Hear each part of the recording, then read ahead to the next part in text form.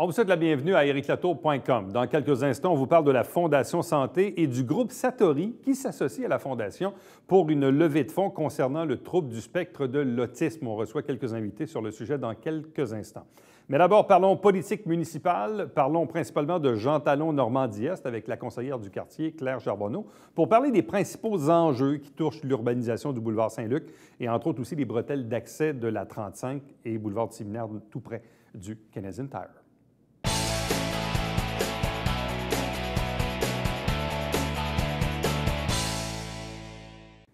Chaque automne, tournée d'entrevues avec les conseillers municipaux de la ville de Saint-Jean-sur-Richelieu pour parler des enjeux de quartier principalement. Notre troisième rendez-vous aujourd'hui avec Claire Charbonneau, conseillère dans Jean Talon Normandie, le district numéro 11. Bonsoir et bienvenue. Bonsoir. C'est quoi les enjeux du moment dans le district en ce moment? Présentement, il va y avoir l'urbanisation du boulevard Saint-Luc, avec le redressement de l'intersection Champlain, Saint-Gérard puis boulevard Saint-Luc. Ça, c'est un très gros enjeu. Puis après ça, ils vont tout urbaniser en montant aussi. Le coin de Rita, le coin de Normandie, c'est toutes des choses à réorganiser. Et ça, c'est un projet qui pourrait voir le jour à quel moment? Disons, ça pourrait commencer l'année prochaine. Là, pour, oui? Aussi rapidement? Oui. Bien, ça fait longtemps qu'on travaille dessus, là, quand même. Là. Puis ça fait longtemps que les gens le demandent aussi. Et c'est un chantier qui pourrait s'échelonner sur combien de temps? Oh, sur beaucoup de temps, parce qu'il va être sur 2 ou 3 phases même. Oh là là! Parce que ça va jusqu'à Douglas. OK. Et ça, c'est sans compter aussi qu'il y a un enjeu sur le carrefour giratoire de Douglas en lui-même. Là. Oui, ça aussi. On en parlait la semaine dernière avec votre collègue Langlois. Là. Oui. L'ouverture prochaine du cinéma laisse poindre des belles minutes de congestion, disons. Bien, disons, des fois, il y en a des congestions. Il y en a déjà en ce moment, oui, donc imaginons avec un cinéma, là, en tout cas, on verra ce que ça va donner dans l'avenir. Mais bref, ce qu'on comprend, c'est que tout le tronçon qui part, disons, de Séminaire, boulevard Saint-Luc jusqu'à Douglas est appelé à être avant refait, ça, parce même que avant ça, la grosse jusqu'à intersection, Champlain, c'est où en fait, est-ce que la SAQ aussi. Là. Oui. Fait que ça, c'est un gros coin à réorganiser parce que ça existe. Disons que l'intersection qui va à gauche par à droite, là, comme ça, c'est... C'est pas simple. C'est pas simple. Quand on est du coin, ça pas va. Pas nécessairement sécuritaire non plus, là, tu sais. Oui. Non, effectivement, c'est pas ce qu'il y a de plus sécuritaire, même avec la bretelle de sortie du stationnement de la SAQ. C'est pas nécessairement évident c'est ça. Quand vient le temps d'entrer ou de sortir dans ce stationnement. Puis il y a le coin des autobus d'Olbec aussi, qui va être amené à se développer éventuellement aussi. Fait qu'il faut tout regarder ça tout dans un ensemble. Là. OK. Donc ça, c'est donc phase 1, phase 2, phase 3. On part de Champlain, puis là, on monte Séminaire, Saint-Gérard, près du Pasquier, jusqu'à Douglas, avec Gertrude Lafrance et les nouvelles résidences qui sont tout juste à côté. C'est ça. OK. Donc ça, c'est un gros enjeu, travaux qui pourraient commencer l'an prochain et s'échelonner probablement sur quelques années. Oui. Bon. Et au final, il va y avoir quoi, dans le fond? Il va y avoir des trottoirs, il va y avoir des trottoirs, il va y avoir du stationnement sur rue, une piste cyclable. OK. Donc, on vient vraiment urbaniser le secteur. Oui, c'est ça, effectivement. Bon. L'autre enjeu dont on entend parler occasionnellement à la demande du ministère des Transports, c'est les fameuses bretelles d'entrée et de sortie de l'autoroute 35, non loin du Canadian Tire, où il y avait autrefois les concessions automobiles. Oui. De mémoire, la Ville a acheté l'ancien Chrysler, oui. premier. Toujours dans l'idée, probablement, que le MTQ va vous demander de faire une bretelle allongée de l'autre côté. Alors qu'en ce moment, quand on est à Iberville et qu'on arrive à Saint-Jean, si on veut aller sur Séminaire, direction nord, on débarque tout de suite là. Oui, puis là, si tu veux aller sur Berthier, il faut que tu passes 3 voies. 3 voies pour aller à l'intersection. Puis tu n'as pas un grand espace pour passer les 3 voies. Ça, on en est où dans ce projet-là en ce moment? Il y a encore des communications avec le MTQ. Le MTQ a dit qu'il y avait une volonté. On a acheté le terrain sur la rue Le Sieur aussi, que la bâtisse qui a passé au feu. Oui, l'immeuble à appartement. C'est ça, pour éviter d'avoir à acheter la bâtisse. C'était déjà à terre, fait qu'on a acheté le terrain. Parce que, éventuellement, c'est que la rue Laberge irait directement passer par la rue Le Sieur jusqu'à la rue Champlain. Parce que la bretelle serait complètement éliminée.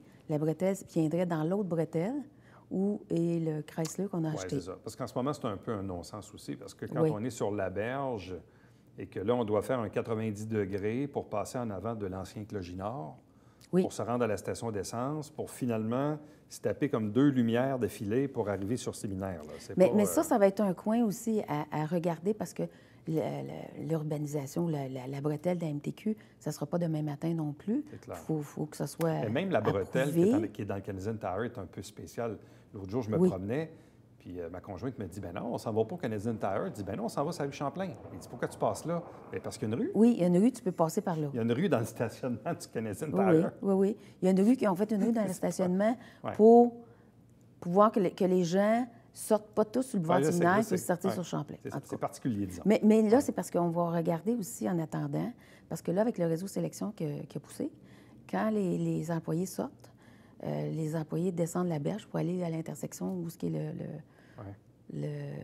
la clinique, puis tout ça, puis ça fait de la congestion.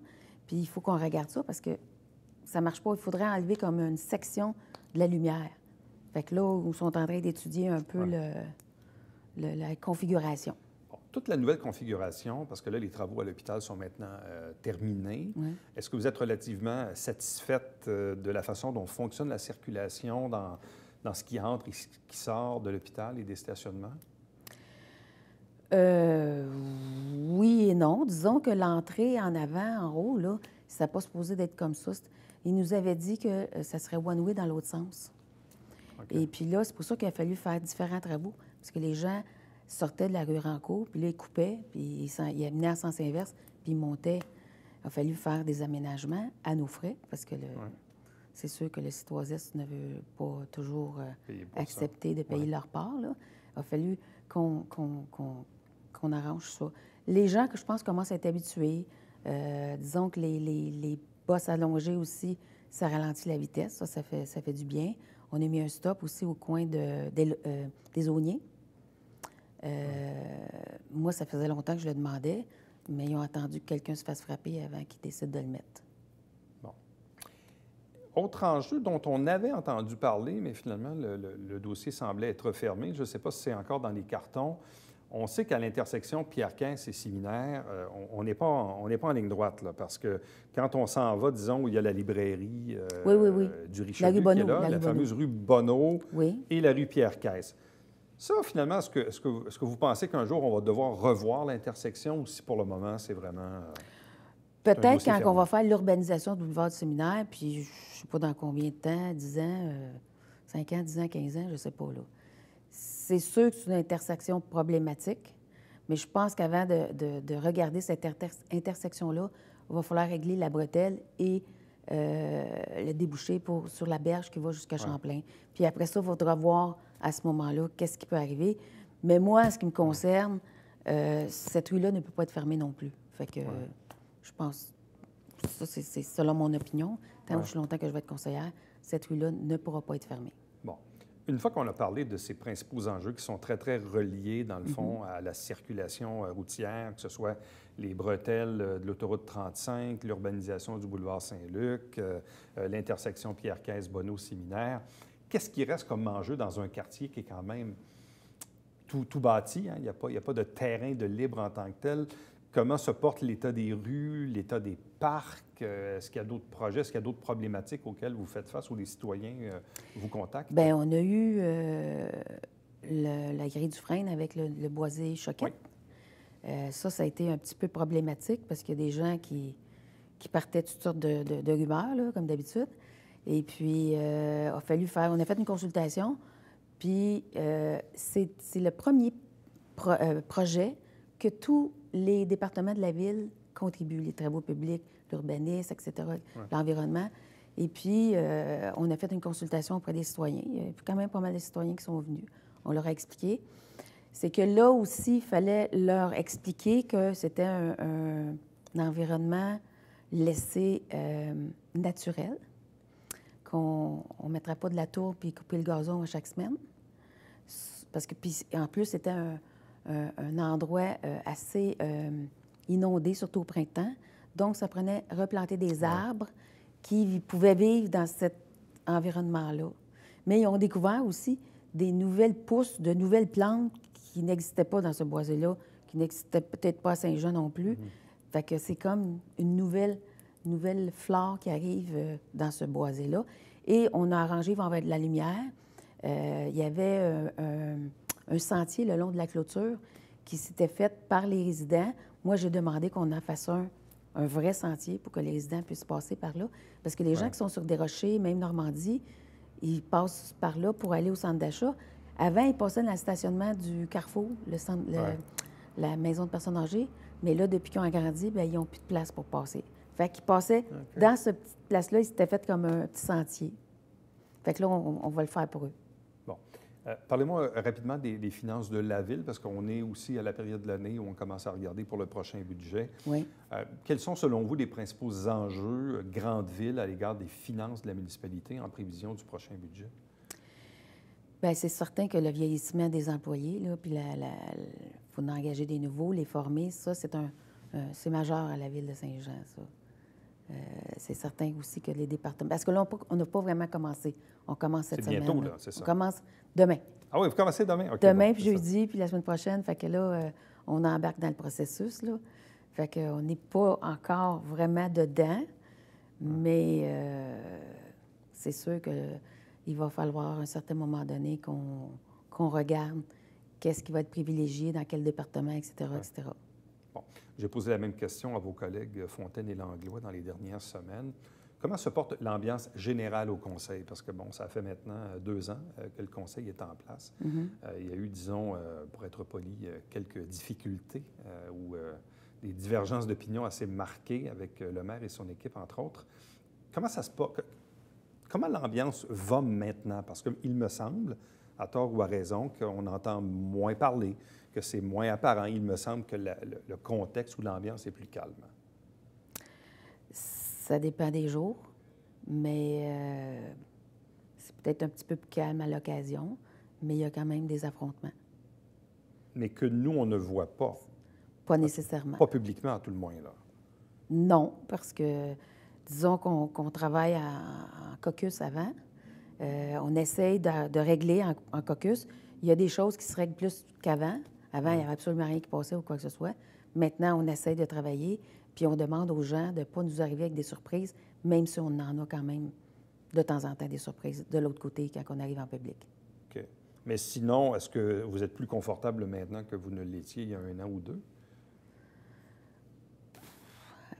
Pour moi, pas nécessairement, parce qu'on ne sait jamais à quoi s'attendre. Puis ça dépend des dossiers qu'on a. On les voit d'avance, là, mais ça dépend des dossiers qu'on a. Il y a des enjeux qui sont plus... On s'astine plus. Il y a plus de dangers qu'il y a des conflits en public. Des fois, il y a des semaines que ça va super bien. Des semaines, bien, on s'attend à des choses. On se prépare aussi. Je pense que les gens se préparent plus maintenant. Madame Charbonneau, merci beaucoup. Merci. Restez avec nous, puisqu'au retour, on vous parle de la Fondation Santé et surtout de l'implication du groupe Satori dans une campagne majeure.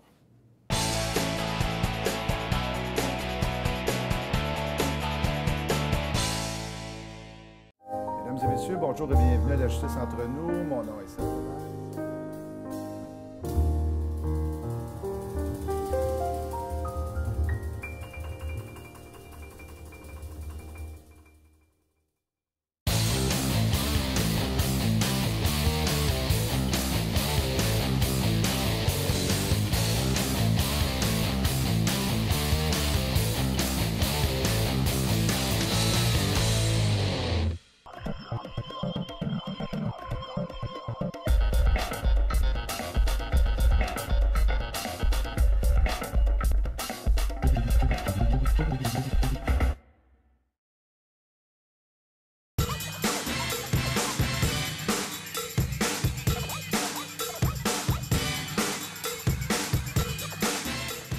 Dimanche, 9h30, Télébingo, on vous attend.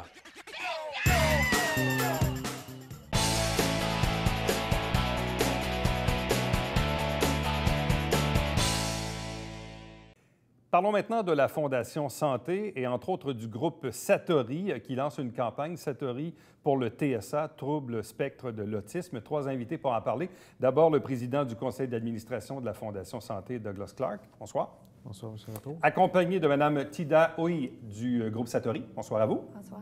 De même que Geneviève Bellemare, qui est directrice développement et communication à la Fondation Santé. Bonsoir et bienvenue. Bonsoir. Bon, la Fondation Santé, a changé un peu de visage dans les dernières semaines. On s'en était parlé le printemps dernier.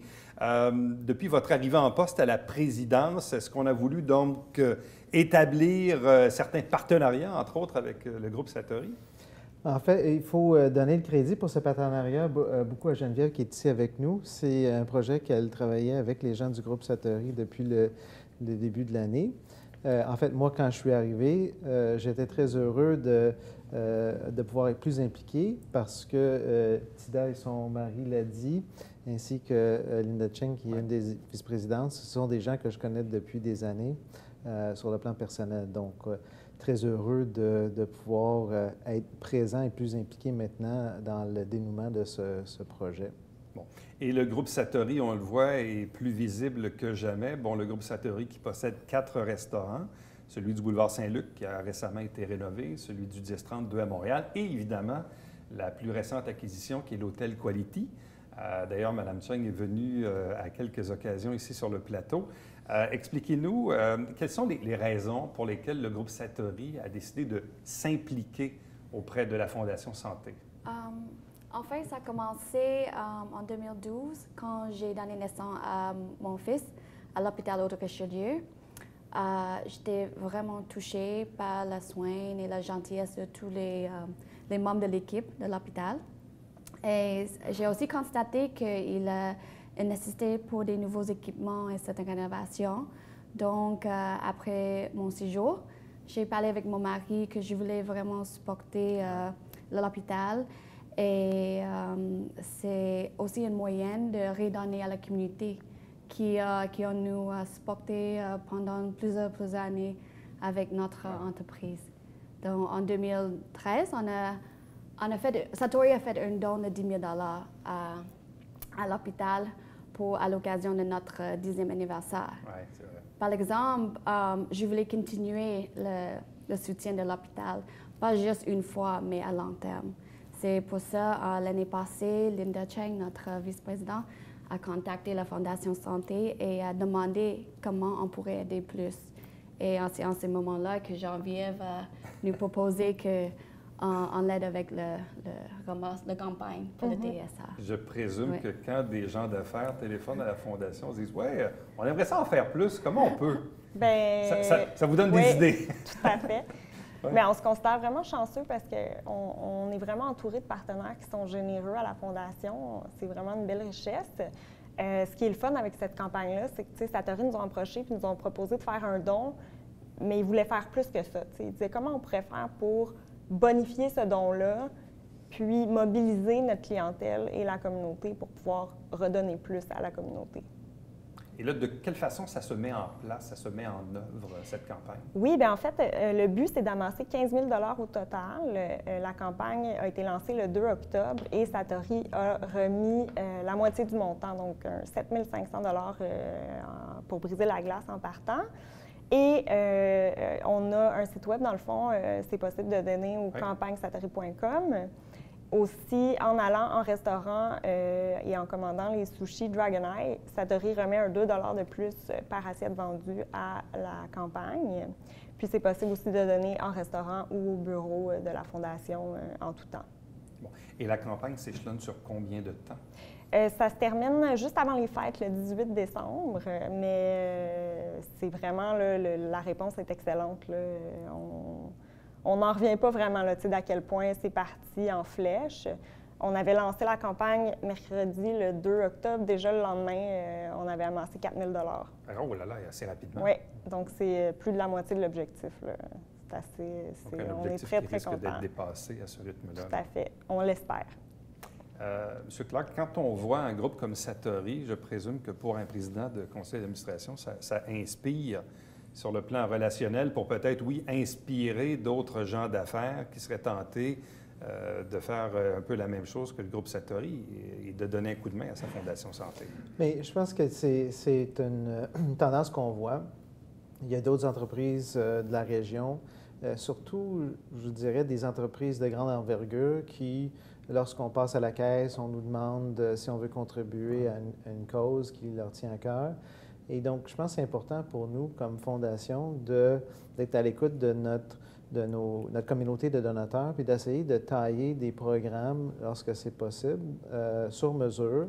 Et dans ce cas-ci, le groupe Satori voulait vraiment impliquer les gens qui étaient leurs clients, donc leur communauté bien à eux, en disant, ben voici un don que nous faisons, un projet qui nous tient à cœur, mais si vous souhaitez, vous pouvez vous aussi nous aider à atteindre l'objectif. Et donc, les gens, soit en commandant une assiette dont ils savent qu'une partie des recettes vont être remises à la Fondation, ils peuvent prendre cette action-là. S'ils veulent en faire plus, ils peuvent donner au restaurant ou à la Fondation. Mais je pense que c'est une tendance. Les gens veulent, dans la mesure du possible, les gens qui sont en entreprise veulent créer quelque chose qui va créer un engouement auprès de leur clientèle et leurs employés aussi, plutôt que de simplement mettre de l'argent.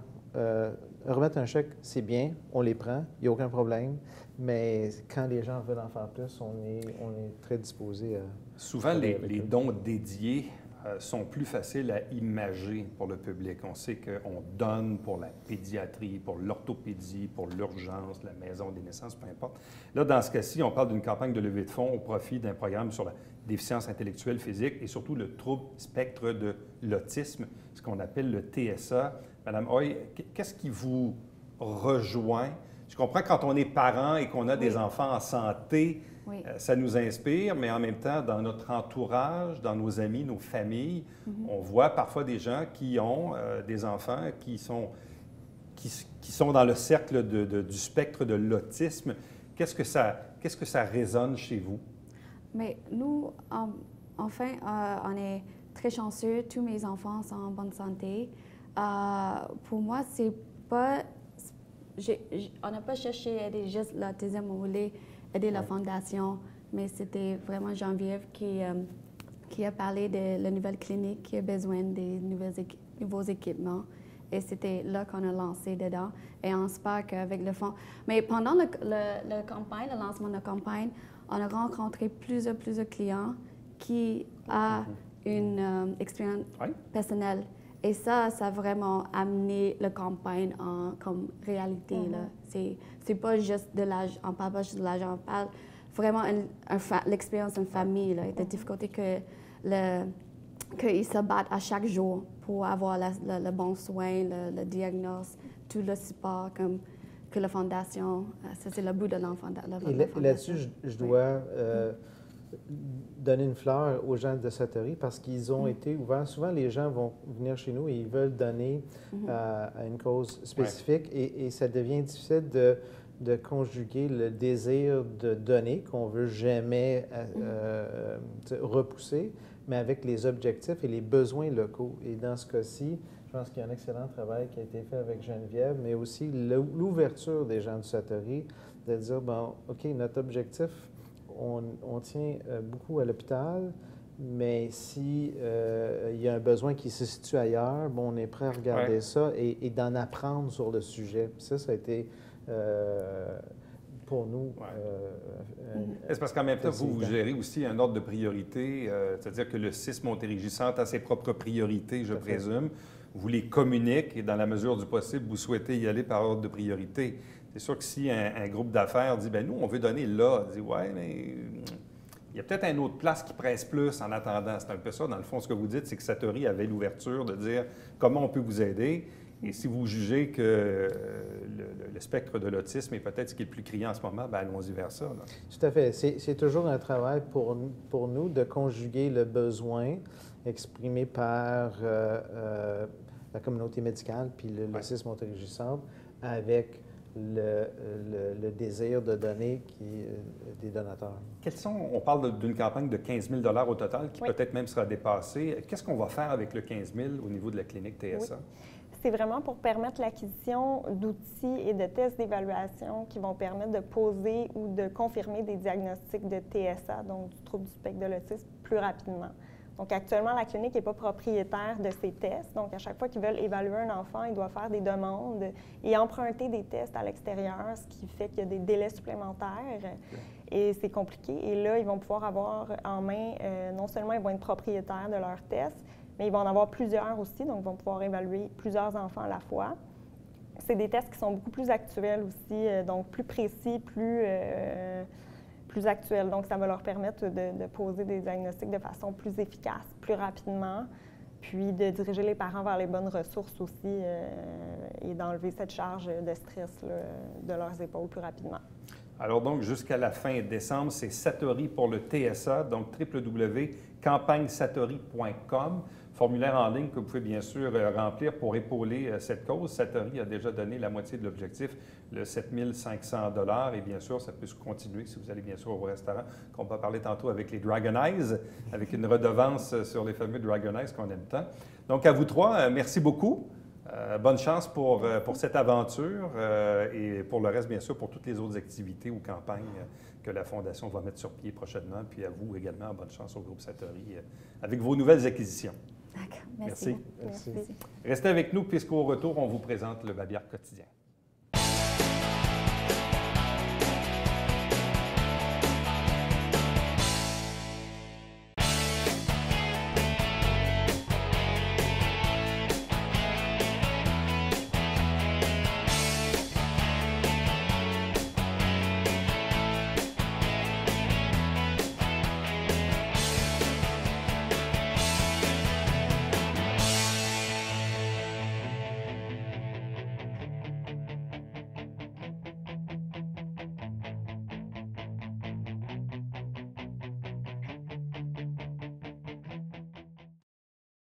Samedi 9 novembre, dès 7 h le matin, si on met devant notre maison des sacs de feuilles, les feuilles d'automne, bien, si vous êtes sur le territoire de Compo-Richelieu, on va bien sûr les ramasser. N'oubliez pas que le dimanche matin à 9 h 30 en direct, c'est le Télébingo avec 4 000 $ en prix. Il y a toujours une trentaine de dépositaires pour acheter vos livrets et pour avoir la liste, vous allez sur www.tvhr9.com. À demain. Bye bye.